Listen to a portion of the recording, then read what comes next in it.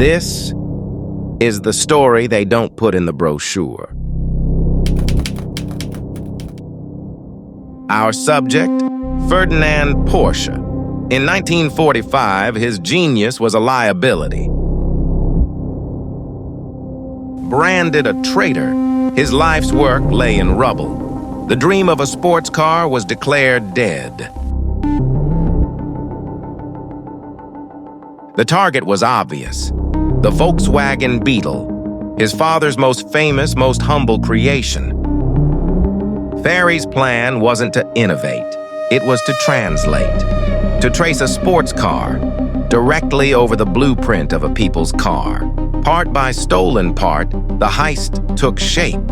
The engine retuned, the suspension recalibrated, the very soul of one car transplanted into another.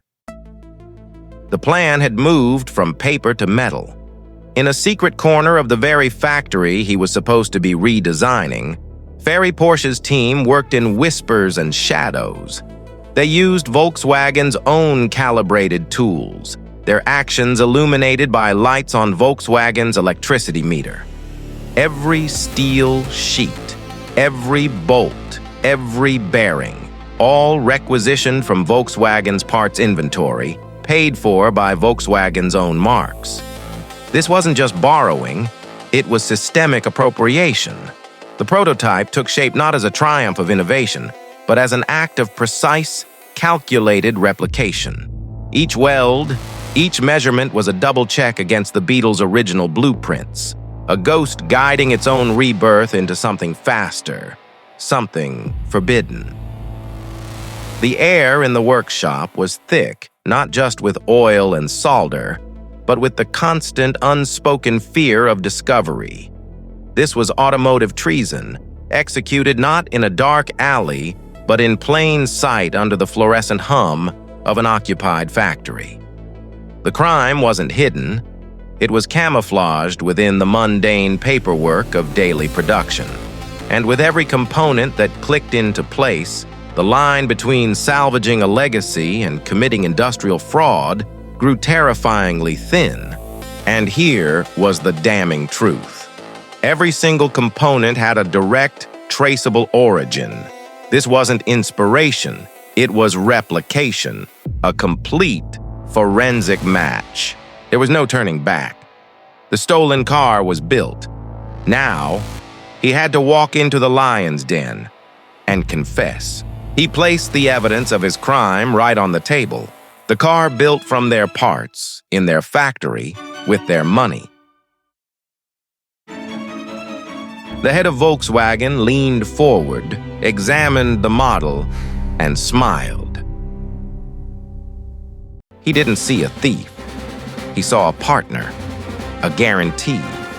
In that moment, the heist was pardoned. Porsche would live, but forever pay a royalty to the company it stole from.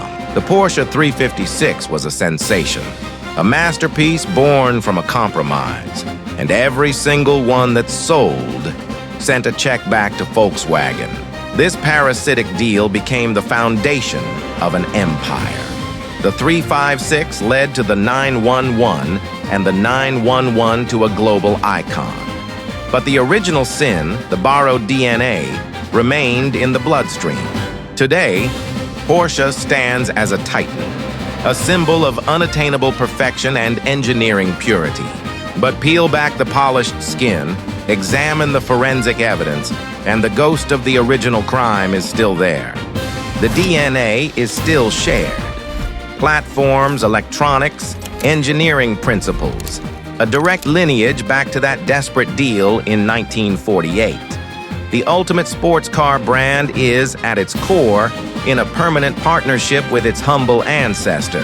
Porsche is not a story of pure, untethered genius. It is a story of resilience. It is the story of a son's impossible gamble to salvage a legacy from ruin, of how brilliance, when cornered, will make a deal with its own shadow to survive.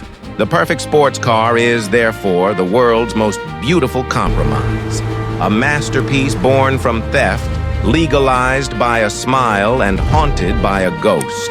If you enjoyed this video, please like, comment, and subscribe for more of such case files.